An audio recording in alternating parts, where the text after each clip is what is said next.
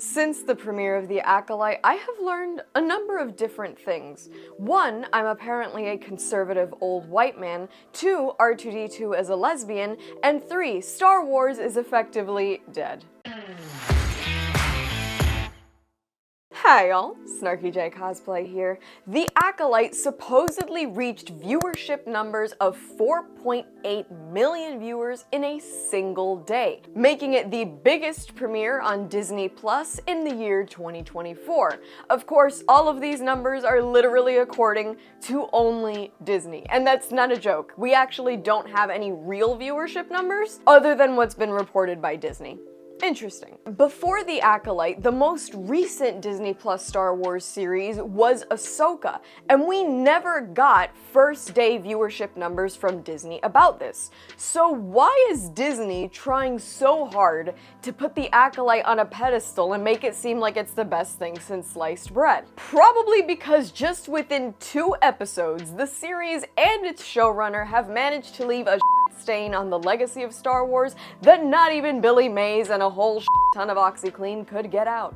Don't just clean it, OxyClean it! And we're gonna get into that in just a minute, but first, here's a word from our sponsor. Wanna put a little extra cash in your wallet this summer? The free Upside app lets you earn real cash back on stuff like gas, groceries, and dining. With over 100,000 gas stations, grocery stores, and restaurants on the app, Upside makes it really easy to earn real cash back on the stuff you can't live without. And before you ask, yes, it's real cash back. Not some confusing reward system or points, just real money that you can put right back into your bank account. With all the money that I spend on takeout, it really helps to earn cash back on some of my favorites like Wendy's, Domino's, and Dairy Queen when I need a sweet little treat. And with gas stations like Shell and Mobil being on the app, driving a gas guzzler hurts just a little less. Frequent Upside users earn an average of $340 a year. To find out how much you could earn, click the link in the description or scan the code. Use my promo code SnarkyJay and get an extra 25 cents back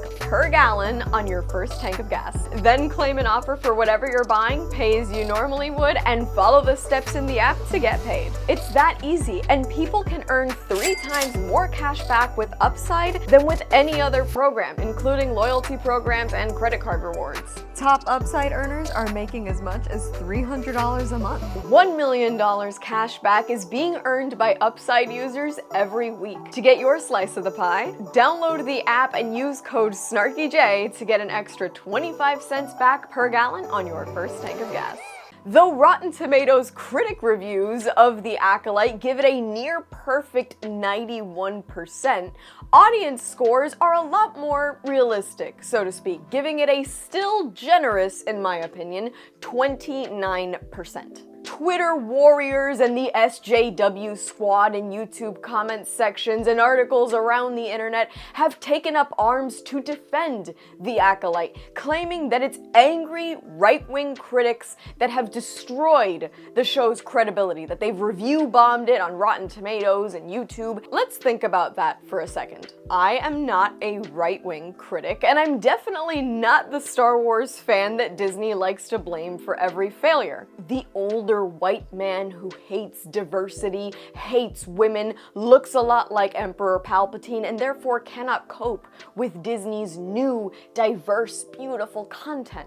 That's not me. I mean, I fit perfectly into the cookie-cutter shape of Star Wars' modern audience. I'm young, under the age of 25. I'm Hispanic. I'm the daughter of immigrants. I'm female. I'm the fresh new face that Star Wars is supposedly working to please. This is supposedly what I want, right? And yet, just last week, when I was actually invited to the South Florida premiere of The Acolyte, I genuinely thought it was one of the worst pieces of media I'd ever seen. Not just Star Wars, media in general. So what's the issue, right? Surely the show can't be that bad. I must have been brainwashed by the right-wing media, right? If you ask anybody that's had anything to do with the show, that's exactly what happened. Amandla Stenberg, the star of this series, and Leslie Headland, the creator of The Acolyte, recently sat down with an interviewer who suggested that The Acolyte is the gayest entry in the Star Wars franchise, because we now live in a society where even TV shows are given labels for their sexuality. Stenberg immediately questioned the remark and claimed Star Wars was already so gay, citing the costumes and outfits as the reason for the show's perceived gayness. I really don't even have it in me to question this one. While famed Weinstein accomplice,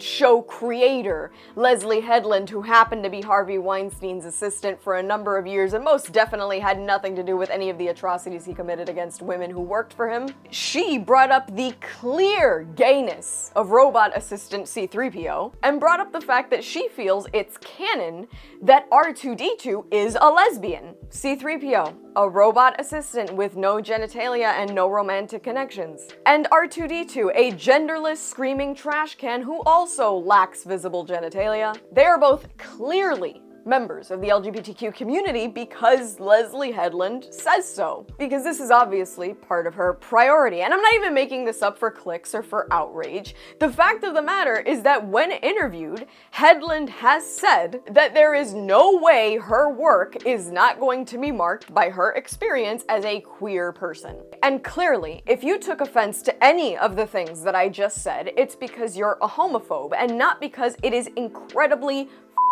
absurd. I mentioned earlier that I am part of that modern audience. I grew up being exposed to folks of different gender identities, different sexualities, different religion. I'm not part of the generation that screams and covers their eyes when two men hold hands in a Dove body wash commercial. I have no qualms with anybody in Star Wars being of a different background than I, or being of a different sexuality or gender identity, and I genuinely could not care less about the sexual habits of anybody who writes or produces Star Wars. What I take issue with is the fact that people like Leslie Headland and people now involved in Disney choose to use sexual and identity politics as a writing tool, and then use those same qualities as shields when people don't like the poorly written content that they've produced. The truth here is that The Acolyte is not failing because of angry right-wingers or critics that can't stand diversity. The Acolyte is failing because it's genuinely f***ing lame. I said it in the review vlog I released last week.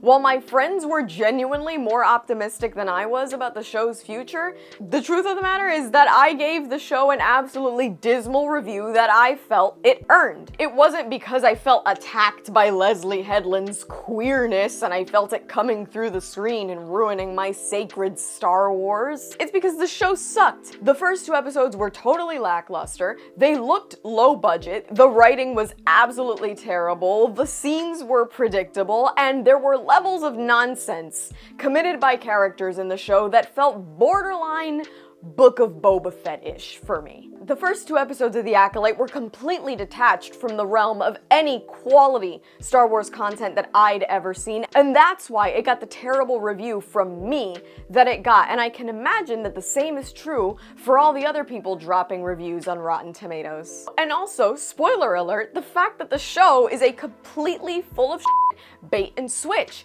Disney made it a point to shoehorn Carrie-Anne Moss, star of The Matrix, into literally every piece of marketing material for The Acolyte. Every teaser, every trailer, every poster, every graphic. This woman was everywhere, leading us to believe that we were gonna get a really badass female Jedi in this one. But no, she gets taken out with a f***ing knife in the first 20 minutes of the show. All the badassery in the world, and we got one bad actress flinging a glorified butter knife at this woman and killing her. Mind you, Darth Maul was cut in half and came back, and this character, who was the only one who genuinely seemed interesting and worth learning about from the trailers, first 20 minutes, gone. Star Wars has had no shortage of stupid deaths, right? We've seen Boba Fett get cartoonishly knocked into a rectum with teeth in Return of the Jedi, but that had a cartoonish Saturday morning quality to it that was somehow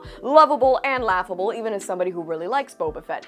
But this Jedi Master getting taken out by a child with a knife is embarrassing on levels that only Disney knows how to achieve. And maybe, just maybe, It's because Headland wasn't focused on writing a good story. Maybe it's because, like everything else Disney produces lately, Headland was too focused on delivering a message and putting herself into the show. If you walk into Star Wars with a chip on your shoulder, hiring writers who have never seen it, and ready to make it a story about your own sexuality, featuring notions inspired by the Disney movie Frozen, then maybe what you write and produce just won't be any good. They can buy all the critic reviews on Rotten Tomatoes that they want, but the fans don't lie. Being 100% transparent, I hadn't even seen all the controversial shit that I've just told you about before I sat down to watch that show. The only thing that I had against it was the fact that the trailer seemed kind of lame. And as hard as that lame-ass trailer worked to underdeliver,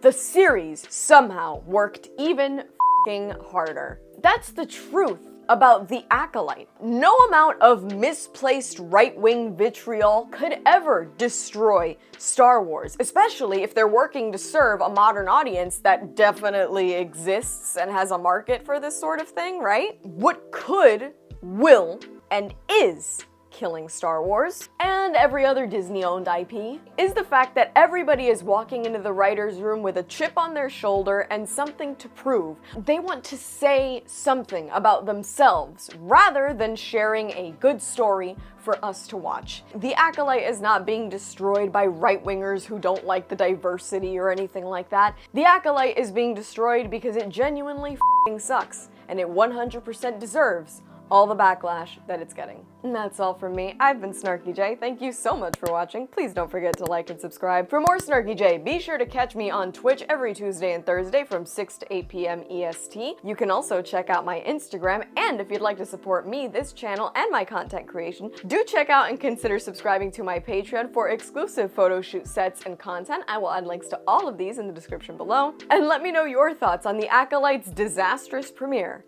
in the comments below.